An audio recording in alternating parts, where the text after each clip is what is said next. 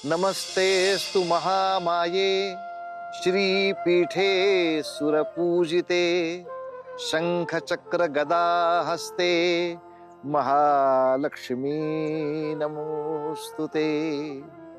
नमस्ते गरुडारूढे कोलासुर भयंकरी सर्व पाप हरे देवी महालक्ष्मी नमोस्तुते। इंद्र म्हणतात, हे महामाये, जी श्रीपीठावर स्थित आहे, सर्व देवता जिची पूजा करतात, तुला नमस्कार असो। ज्या महालक्ष्मीच्या हातामध्ये शंख चक्र गदा ही सर्व काही आभूषण आहेत, तुला मनोमन प्रणाम असो। गरुडावर आसन असलेली अशी भगवती महालक्ष्मी, जी कोलासुराला भीती देते आणि सर्व पातकांचा नाश करते, अशी जी महालक्ष्मी, तिला नमस्कार असो। या देवीचे आपण नित्य नेमाने पूजन करावे आणि तिचा महिमा देखील ऐकावा। या देवीचे महात्म्य अनेक प्रकारांनी आपल्या समोर आलंय। आज आपण जी कथा बघतो त्यातून हेच देवीचं महात्म्य आपल्या समोर सादर होणार आहे। निघ आमच्या घरातून, निघ आत्ताच्या आत्ता। चोर कुठली? काय ग शकुंतले, तुला आम्ही इतका आधार दिला, हेच पांग फेडलेस आमच्या उपकाराचे? काय? ताई, मी काही केलेलं नाहीये। अगं देविका, अगं काय करतेस तू हे? आणि काय केलंय तरी काय शकुंतलाने? काय केलं? विश्वासघात केला आहे हिने आमचा। जिच्यावर आम्ही इतका विश्वास दाखवला, तिने चांगलेच पांग फेडले हो आमचे। नाही नाही, मी कोणाचाही घात केलेला नाही। नेमकं काय घडलंय ते सांगा तरी। सांगते ना, घाबरते की काय? हिने आमचा मौल्यवानाचा कंठा चोरला आहे।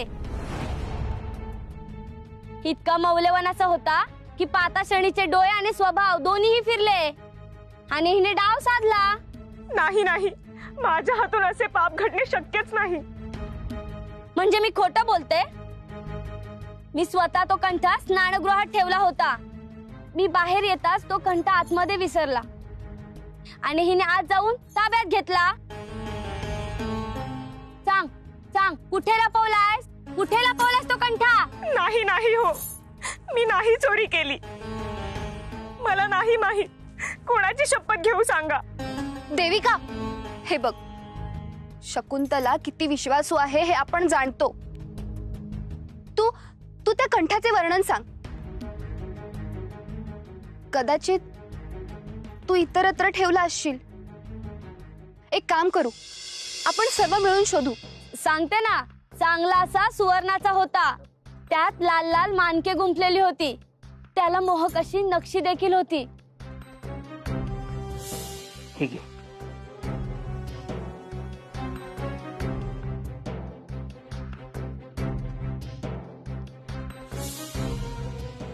अगं हो, आठवलं। अगं तो हार तर माझ्याकडेच आहे। काय? तुझ्याकडे? तुझ्याकडे कसा असेल? अगं हो, माझ्याकडेच आहे। देवदत्तने स्वतः मला दिला आहे। काय? ह्यांनी ह्यांनी तुझ्याकडे का दिला बरे? ते ते मी तुला सांगणे इष्ट नाही।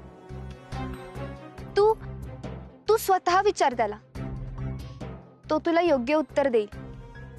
आणि मला असं वाटलं की याबद्दल त्याने तुला कल्पना दिली असेल, परंतु असेल, त्यामागे काहीतरी प्रयोजन असेल। मी विचारते ना त्यांना। आणि कंठ माझ्याकडे काय किंवा तुझ्याकडे काय, एकच नाही का? असू दे हो, असू दे, दे सावकाश। चल, मी येते। मालिनी, मी तुझे आभार कसे मानू?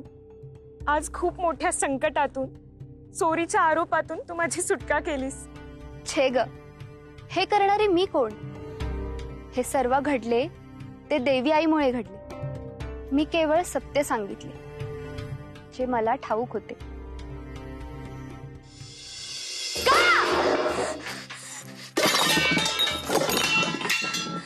का? का दिला तुम्ही? माझा स्वतःचा अलंकार बोला, एवढी श्रीमंती ओसांडून जात असेल तर स्वतःच्या पत्नीला द्या एक अलंकार, पण नाही तेव्हा मात्र कारणे सुचतात. बोला, आता का गप्प तोंड शिवले तुमचे? हे बघ, तू शांत हो. हे बघ, ही माझी योजना आहे की नाही, मग यात तू पाठिंबा दिला पाहिजेस. कसल्या तुमच्या अभद्र या योजना? अगं, एक अलंकार दिल्याने जर सहस्त्र अलंकार मिळत असतील तर मग एका अलंकाराचा त्याग करणं हे शहाणपणाचे लक्षण नाही का? काय सहस्त्र अलंकार? होय, सहस्त्र अलंकार.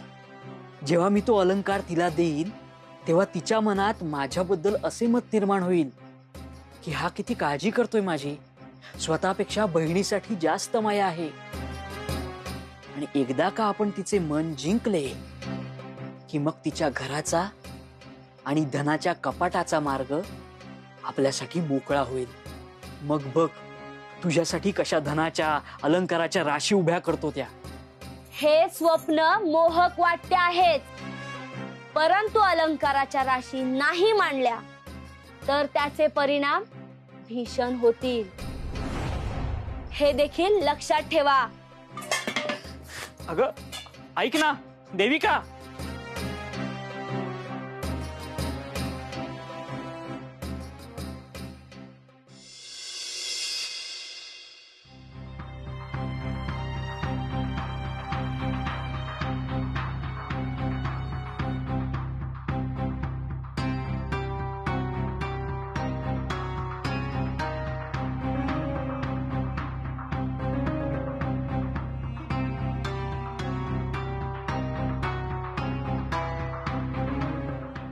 कोणी नाही.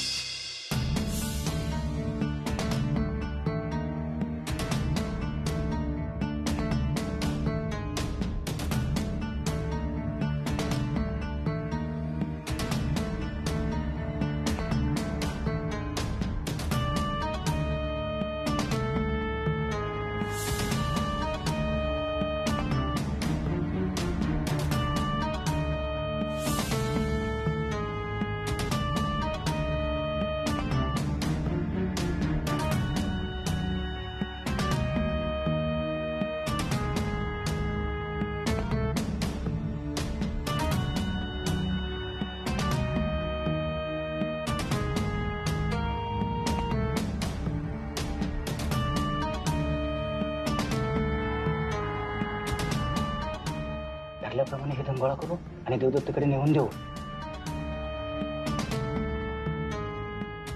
अरे चल ना लवकर.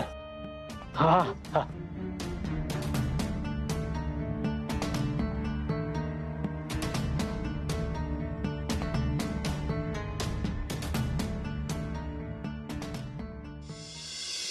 इतके सारे धन मला मिळाले तर माझे संपूर्ण आयुष्य माझाच अधिकार आहे यावरती. माझंच हे धन. काय करू, याला मारून टाकलं पाहिजे.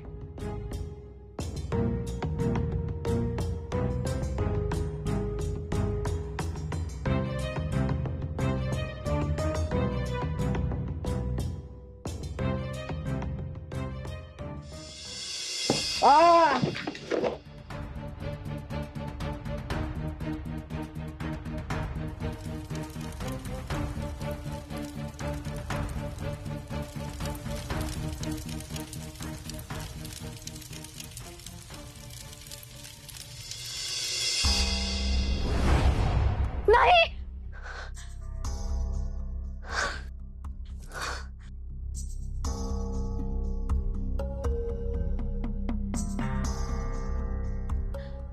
देवी, हे सगळे कसले विचित्र संकेत आहेत. कालपासून हे सगळं काय अशुभ दिसत आहे मला. नेमके काय आहे तुझ्या मनात देवी?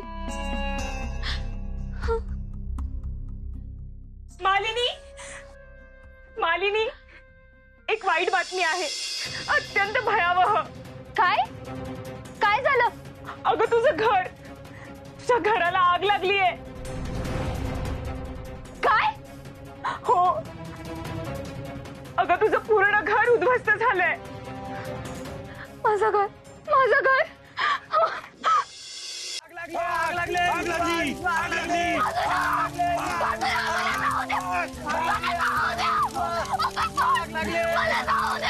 मालिनी अगं सांभाळ स्वतःला. परमेश्वरा, कुठल्या बापाची भिक्षा देतोयस रे आम्हाला? आता कुठे जाऊ मी?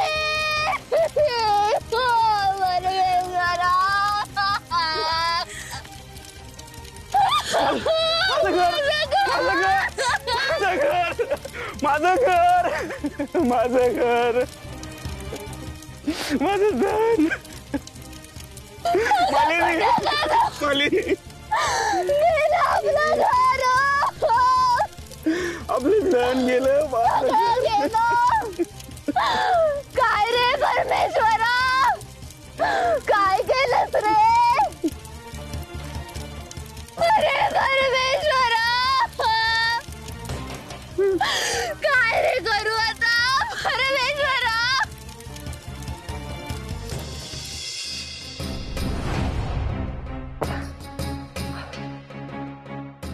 हेच सुरक्षित स्थान आहे. इथंच धन सुरक्षित राहील. इथं माणसांचा वावर बी कमी आहे, कुणाला कळणार बी नाही. बराच वेळ शांततेत इथं राहू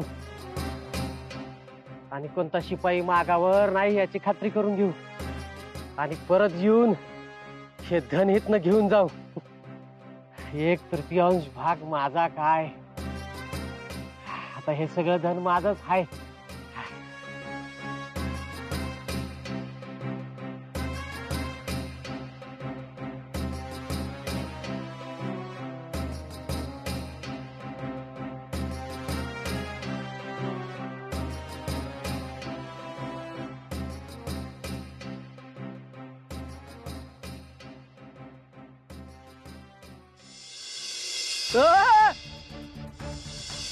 बाई बाई बाई, अहो अहो बसून काय होणार आहे? माझा मौल्यवान दागिना तो दिला स्वतःच्या बहिणीला आणि नाहीसा झाला. आणि म्हणे धनाची खान लाभली आहे. कुठे आहे, कुठे धन सापडलं नाही ना? बोला आता का गप्प? आता शब्दही फुटेनासे झालेत. दे दे दे, तू मलाच दोष दे. या घरात काहीही विपरीत घडले तरी त्याचं खापर तू माझ्याच कपाळी फोड. तिकडे माझ्या बहिणीचं घर जळालंय. किती भयावह घटना आहे ही. आणि मी इतकाही क्रूर नाहीये की ही गोष्ट ऐकून आनंदित होईल. अगं तुला कळतंय का, चोरांनी फसवलंय आपल्याला. तुला कसं सांगू? अगं तेलही गेलं, तूपही गेलं, हाती काय राहिलं? अहो अहो ऐका.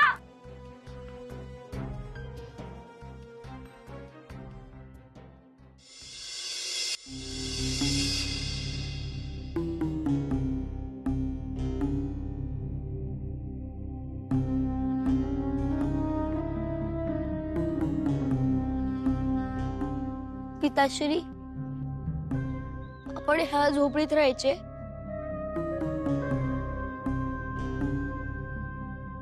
परिस्थिती इतकी कठीण होईल असे स्वप्नात देखील वाटले नव्हते. कुठे ते ऐश्वर्य, ते आपले घर आणि आता ही झोपडी. काहीच नसण्यापेक्षा जे आहे ते सुदैवी नाही का? नाही मालिनी, तुला कळत नाही. आता आपल्याला पुन्हा आयुष्याची नव्याने सुरुवात करावी लागणार आहे. जे घडले त्यामुळे आपण खूप मागे पडलो आहोत. जे गमावले त्याहून अधिक वित्त कमवावे लागणार आहे. हरवलेले सुख पुन्हा मिळवावे लागणार आहे. सुख आणि धन याचा एकमेकांशी काहीच संबंध नसतो स्वामी. मी हेच आपणास सदा सांगत आले. नाही मालिनी, कितीही कष्ट करावे लागले तरी चालेल, जीवाचे रान झाले तरी चालेल, पण मी आधीपेक्षा अधिक धन मिळवेनच, आणि तेही स्वतःच्या कर्तृत्वावर. भगवंताच्या कृपेपेक्षा तुला तुझ्या कर्तृत्वावर लई विश्वास होता ना? काय रे, आता काय केलं तुझ्या कर्तृत्वानी? तुझ्या कर्तृत्वानी तुझी सोबत सोडली. नाही आजी, माझे फक्त धन हिरावून घेतले आहे. माझा विश्वास नाही. एवढाच जर तुला तुझ्या कर्तृत्वावर विश्वास असेल ना, तर गेलेलं सगळं धन तुझ्या कर्तृत्वावर परत आणून दाखव. माझ्या कष्टांवर आणि कर्तृत्वावर शंका घेतली होती ना, आता बघतच राहा. काय किमया करून दाखवतो हा सदाशिव. चल बाळा.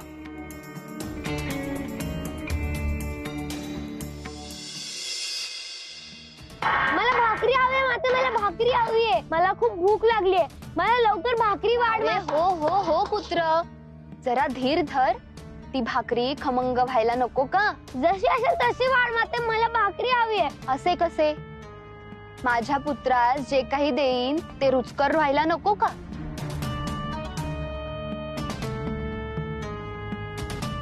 हे घे, आता मनसोक्त आस्वाद घेऊन खा भाकरी. परंतु माते, मी असा कसा आस्वाद घेऊ? या भाकरीवर साजूक तुपाची धार कुठे आहे? आजवर मी भाकरी कधी तुपाविना खाल्ल्याचे स्मरणात नाही. मला साजूक तुपाची धार हवी आहे माते. पुत्र देवांश, साजूक तूप तर नाहीये बाळा आपल्याकडे. तुपाची मी भाकरी खाऊ शकत नाही. मला साजूक तुपाची धार हवी आहे माते. देवांश, पुत्र असं भरल्या ताटावरती राग करू नये. आता तुला कसे सांगू? पूर्वी जगत होतो आपण ते आयुष्य आणि आता जगतोय आपण ते आयुष्य, ह्यामध्ये फार तफावत आली आहे. पूर्वी आपल्याकडे धनसंपत्ती मुबलक होती. आपला स्वतःचा असा भव्य वाडा होता. पण अचानक परिस्थितीच बदलली. क्षणात ग्रहण लागावं तसं, आणि सगळं काही बदलून गेलं.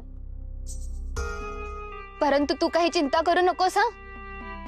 तुझे पिताश्री आणि मी आहोत ना. तुझ्या आयुष्यात ते सुवर्ण दिन आम्ही पुन्हा आणू. अहोरात्र कष्ट करू, जीवाचे रान करू आणि तुझी सगळी स्वप्न आम्ही पूर्ण करू. खरंच माते? मग तू अशा भाकरीवर तू वाढशील ना? भाकरी कशाला, माझ्या पुत्राला पुरणाची गोड गोड पोळी करून खायला घालेन मी, आणि त्यासोबत शेरभर तूप सुद्धा.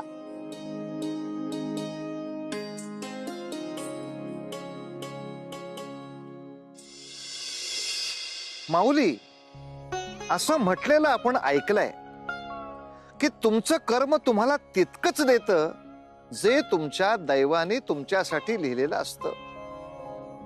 खरं तर आपणच आपल्या कर्माने आपल्या नशिबातला आनंद आणि सुख गमावून बसतो. पण ह्याच्या विरुद्ध जर घडलं तर, म्हणजे हे बघा, तुझ्या नशिबात जी गोष्ट नाही, नियतीनं तुझ्यासाठी जे दिलेलं नाही, ते ओरबडून मिळवायचा जर प्रयत्न केला तर ते काही प्राप्त होणार आहे? विधी लिखित आहे तेच घडतं ना. म्हणून मनुष्यानं नेहमी जे आपल्या नशिबामध्ये मिळालंय त्यात समाधानी राहायला पाहिजे. न उतता न मातता त्याचा स्वीकार केला पाहिजे. आणि म्हणून माऊली, उतू नका, मातू नका आणि घेतला वसा टाकू नका.